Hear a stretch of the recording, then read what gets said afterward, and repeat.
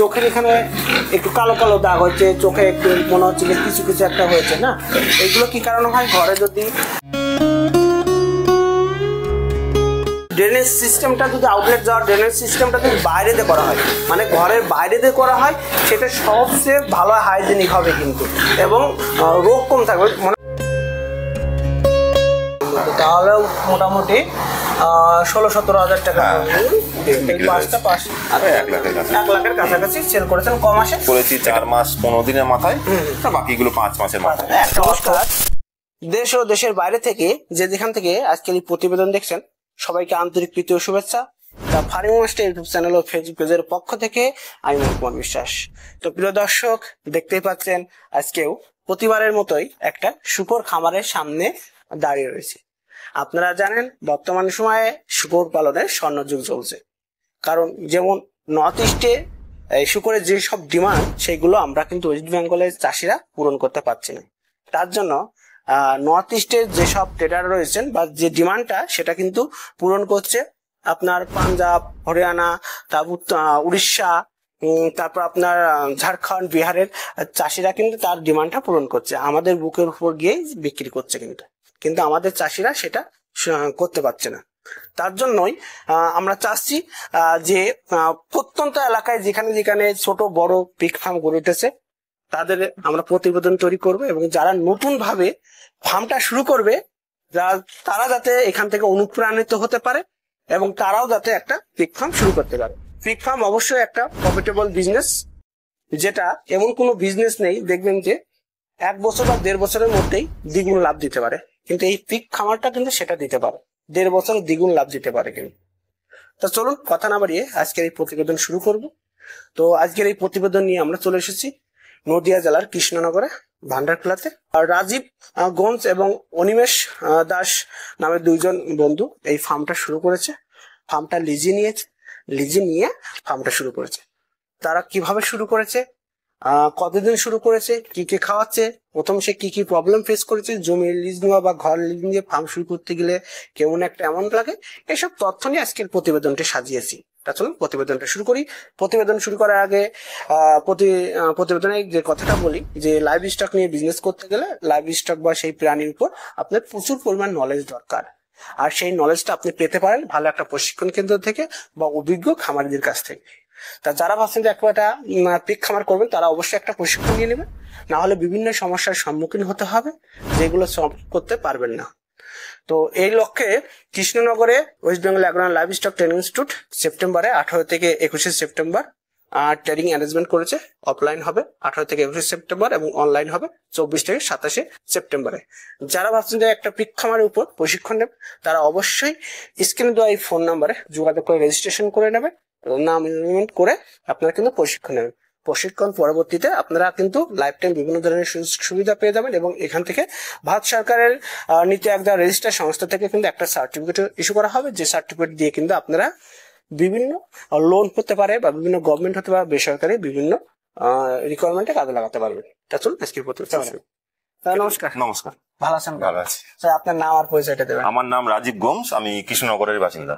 আচ্ছা, আপনি যে বর্তমানে এখন কতগুলো অ্যানিমাল আছে? আমরা প্রথম শুরু করেছি 30-32টা অ্যানিমেল নিয়ে শুরু করেছি। তার মধ্যে মানে মেল ফিমেল মিলিয়ে এই 10টা হয়তো মেল আছে, বাকি ফিমেল আছে এরকম। আচ্ছা, এই পর্যন্ত একবার কি বিক্রি করেছেন? এই পর্যন্ত আপাতত 7টা মেল বিক্রি করা হয়ে গেছে। ক মাস আগে শুরু করেছেন ফার্মটা? আমরা শুরু করেছি মার্চ মাসের 16-17 তারিখ নাগাদ। আচ্ছা, 16-17 নাগাদ, অর্থাৎ জানুয়ারি ফেব্রুয়ারি মার্চ, অর্থাৎ আপনার প্রায় 5.5 মাস হয়ে গেছে, তাই তো? আচ্ছা, আপনি শুরুটা কিভাবে করেছেন? আমরা শুরু করি প্রথম 2 জন বন্ধু মিলে, বন্ধু না বলতে গেলে দাদা মতো বন্ধুই হয়।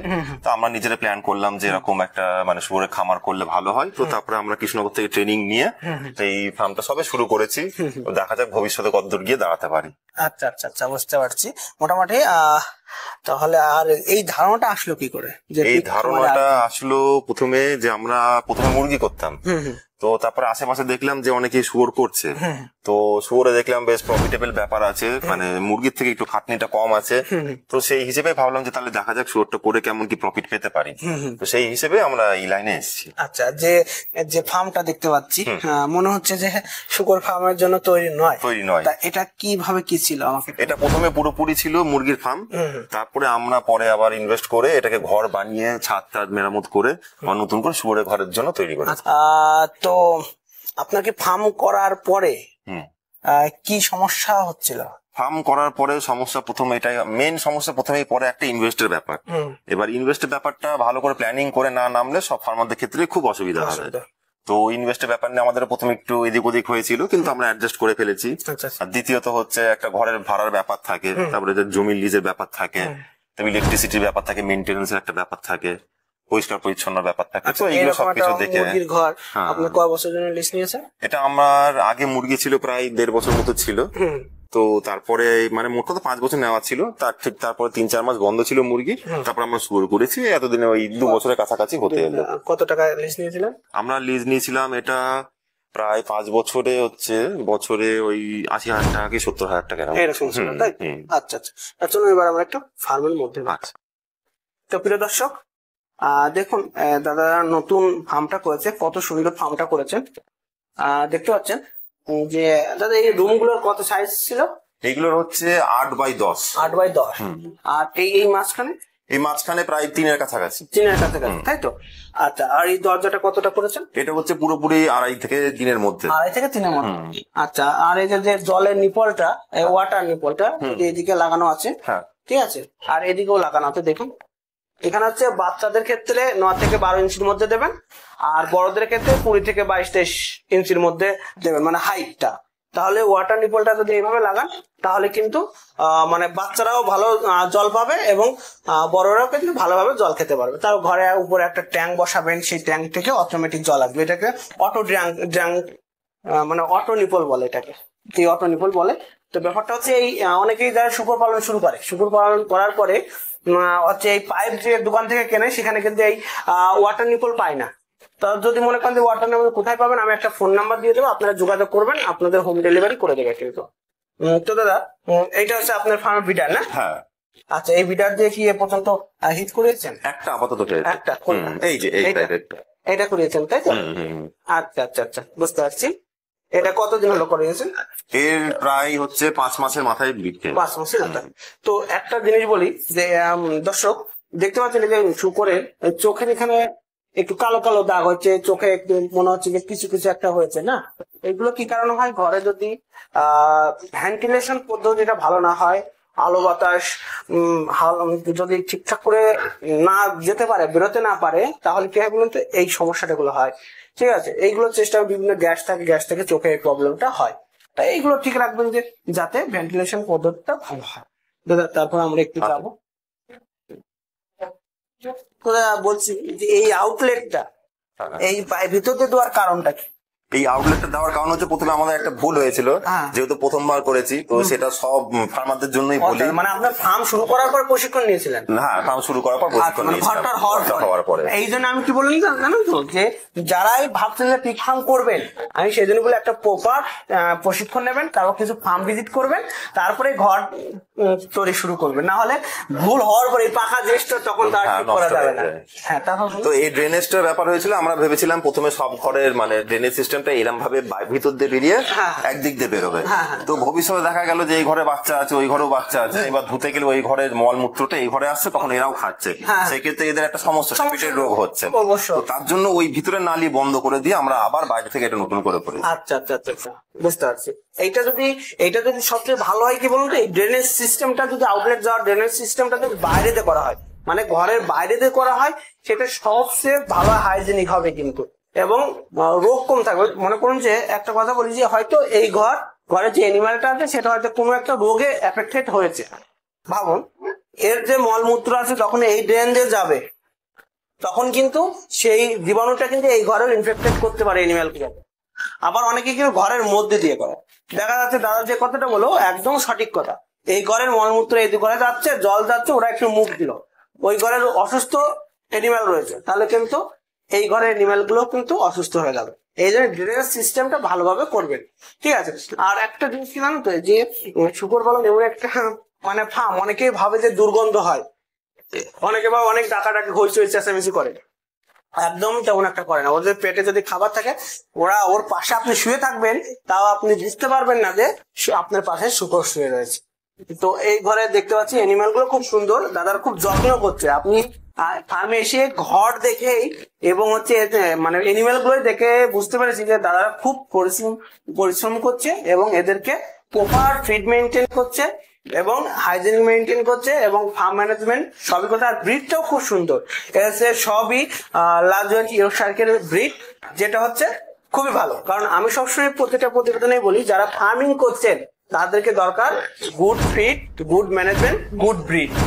দাদা কবার করে খাবার দিচ্ছেন? দিনে দুবার করে খাবার দিচ্ছেন। ফিড খাওয়াচ্ছেন কবার করে খাওয়াচ্ছেন? দিনে 2 বার করে খাওয়ানো হয়। এক একটা অ্যানিমেলের প্রায় ওই বড় এই যেমন এই অ্যানিমেল গুলো আছে এগুলো 1.5 কেজি মতো খায়। 2 বারে? হ্যাঁ 2 বারে। কখন কখন খাবার দিচ্ছেন? একবার সকালে 10টা থেকে 11টার মধ্যে, আর বিকালে 5টা থেকে 6টার মধ্যে। মানে কি বলুন তো, যে দেখা যাচ্ছে যে এনিমেল গুলোকে যদি আপনি নির্দিষ্ট টাইম খাবার দিতে হবে, দাদারা যেটা করে, আপনি 10টা থেকে 11টা দিন প্রতিদিন চেষ্টা করবেন 10টা থেকে 11টার মধ্যে খাবার দেওয়া।